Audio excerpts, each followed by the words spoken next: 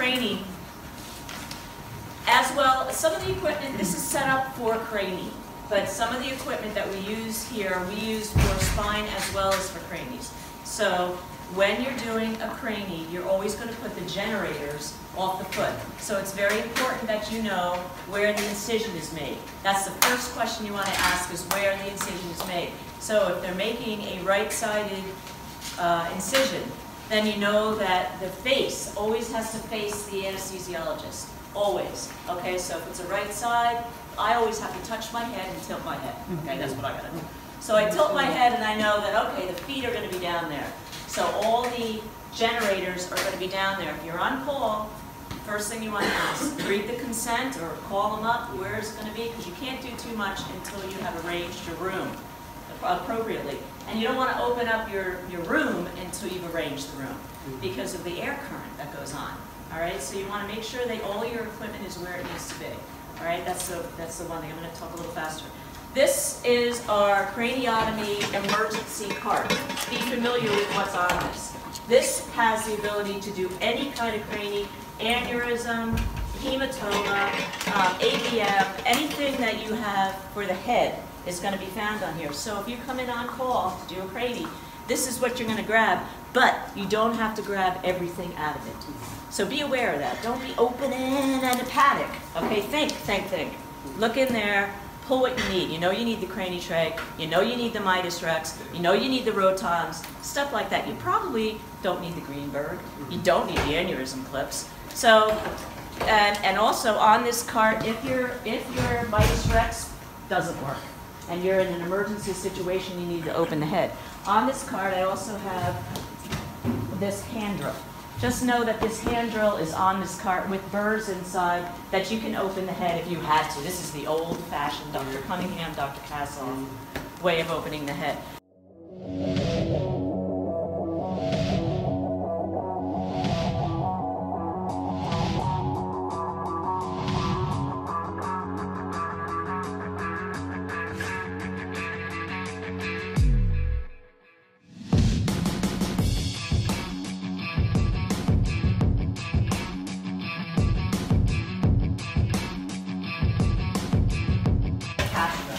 You have your attachment to the bed. This bed has to have a frame to help this go on this bed.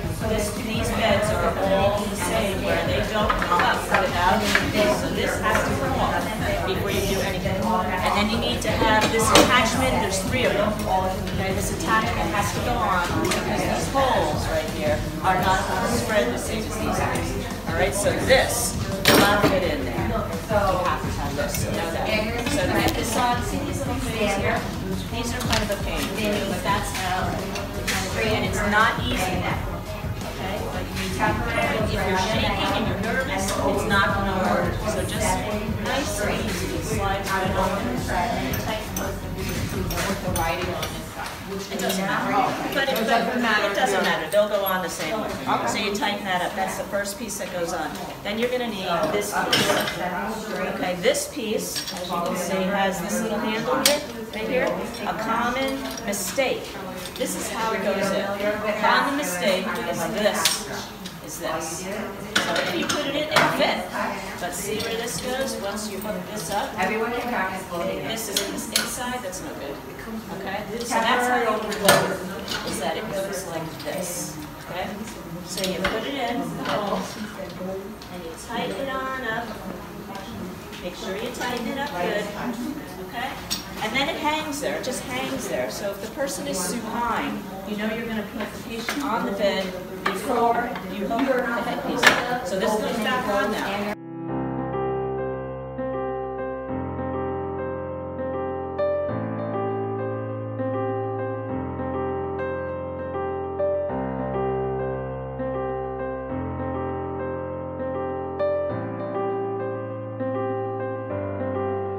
What you need to know as a circulator are only a few things. Okay? You need to know how to turn it on. You plug it in, you need to know where the power switch is. Over here, there's a green button.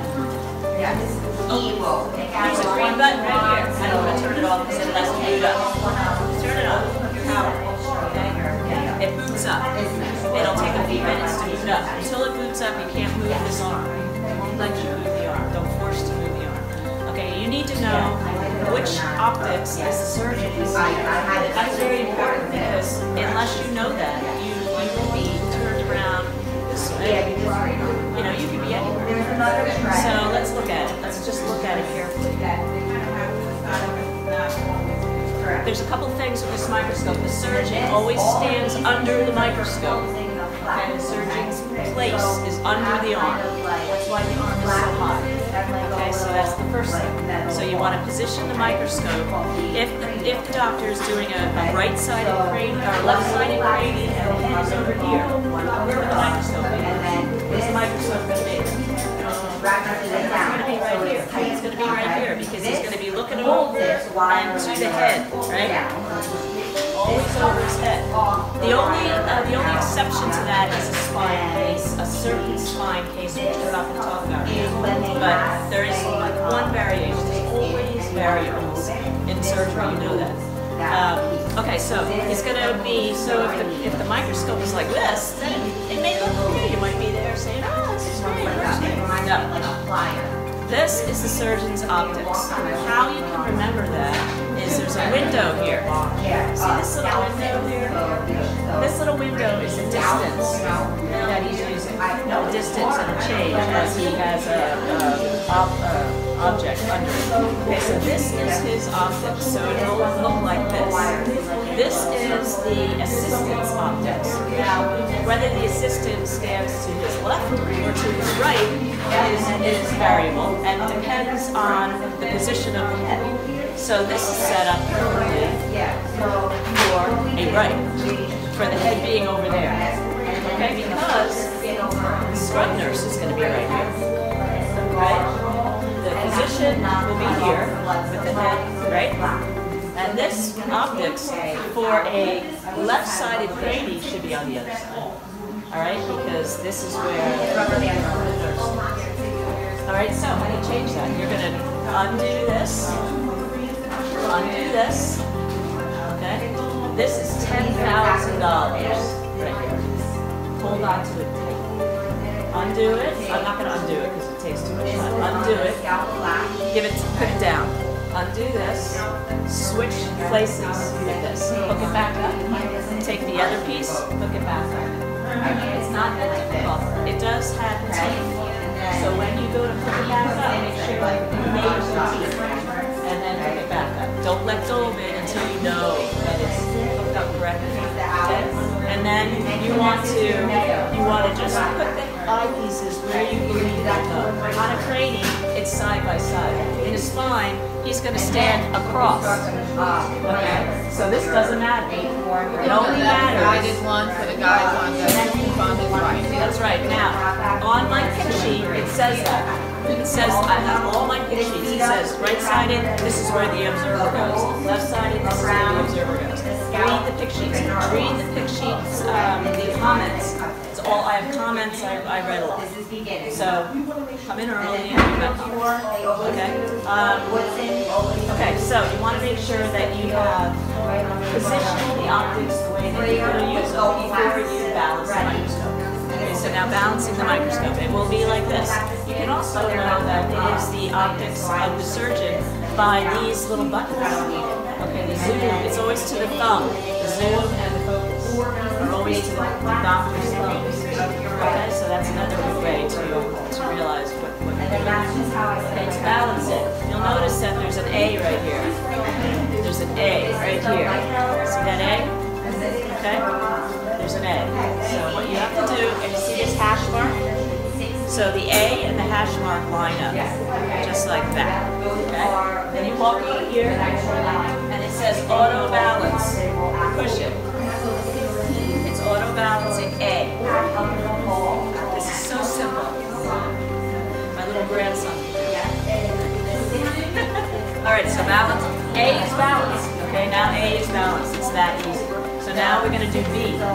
So B is on the other side. So we're going to roll it up, and a lot of times this optics will hit here. So be careful. You may have to move it. You may have to scrunch it down. See how it hits? Bend it down. Don't bang it. B. See B? Line it up with the hash mark. Okay. Come over here. Push auto balance.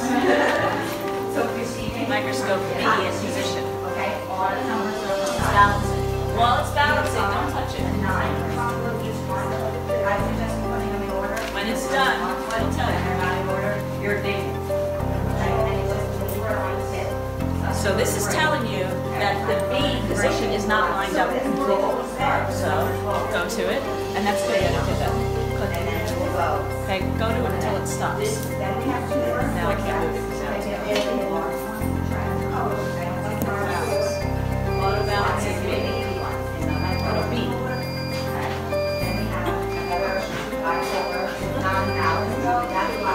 Sometimes it beats for a while. There. That means that it's done. It's balanced. It's that easy. So now to check it, just A and B. Just A and B. Just A and B. Now to check it, what I do to check it is to make sure that it's not going to pull.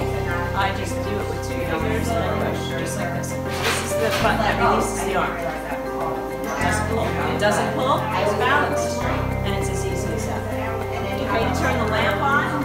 It's a lamp right here. It says lamp. Turn it on. This video will provide a brief overview of the CUSA Excel Plus handpiece setup. For complete instructions on setup and use, please refer to the operator's manual. In this video, the following will be covered. Step 1. Thread tip to handpiece connecting body. Turn tip until finger tight. Step 2. Place handpiece in torque base. Ensure torque base is on stable flat surface. Ensure metal connecting body of handpiece fits snugly in metal slot at end of torque base support. Hold handpiece in place in torque base. Slide color-coded side of wrench over tip until wrench engages tip. Rotate wrench clockwise for 2 clicks. Warning: do not use torque wrench to tighten tip of handpiece without support of torque base on stable flat surface. Step 3. Slide large O-ring into groove of handpiece. Slide smaller O-ring from tip package into groove in metal connecting body. Slide standard nose cone or sterile SEM nose cone over tip to attach to handpiece.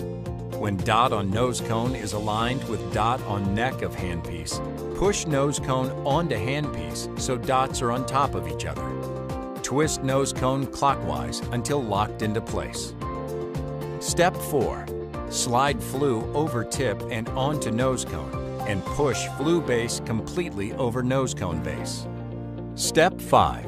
Snap black handpiece clip of manifold tubing onto handpiece housing. Connect manifold suction tubing and clip to suction port in nose cone. Insert irrigation tube from flue into handpiece clip. Connect manifold tubing to lure lock on handpiece flue. For troubleshooting tips, please see the quick reference guide located on top of the control panel. For complete instructions on setup and use, please refer to the operator's manual. This video will provide a brief overview of the CUSA Excel Plus console setup. Be sure handpiece is fully assembled prior to console setup. View handpiece setup video if assistance is needed. For complete instructions on setup and use, please refer to the operator's manual. In this video, the following setup steps will be covered.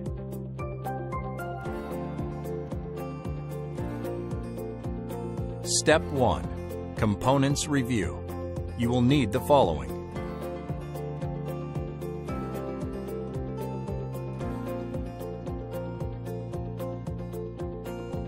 Step 2. Turn on main AC power switch. Once on, there's no need to turn off between cases. Step 3. Fill cooling water reservoir on side panel to black fill line. Step 4. Connect contamination guard to console and suction canister. Step 5.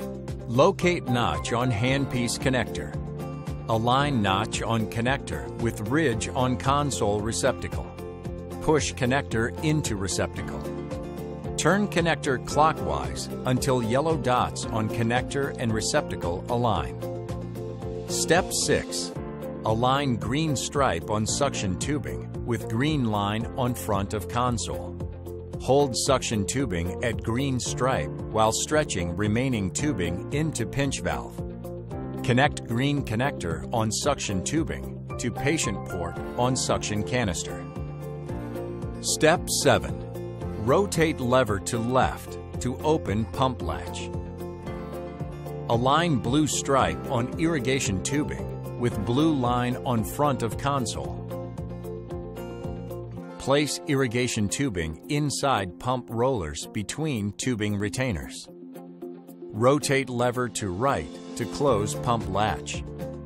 Step 8. Connect IV tubing to irrigation tubing. Spike IV tubing into IV bag and open roller clamp on IV tubing. Step 9. Press system power switch on front panel to power system on. Wait light and cooling water indicator light up. Wait 60 seconds. Prime and test buttons light up directly after.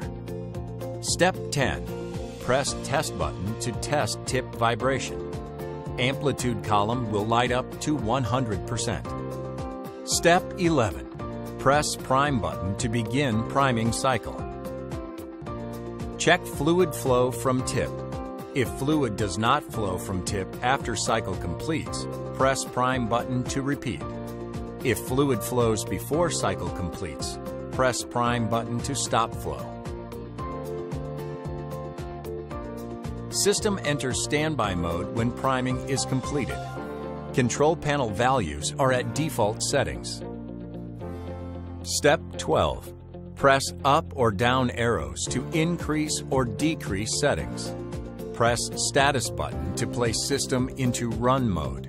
You are now ready to start the procedure. For troubleshooting tips, please see the quick reference guide located on top of the control panel. For complete instructions on setup and use, please refer to the operator's manual.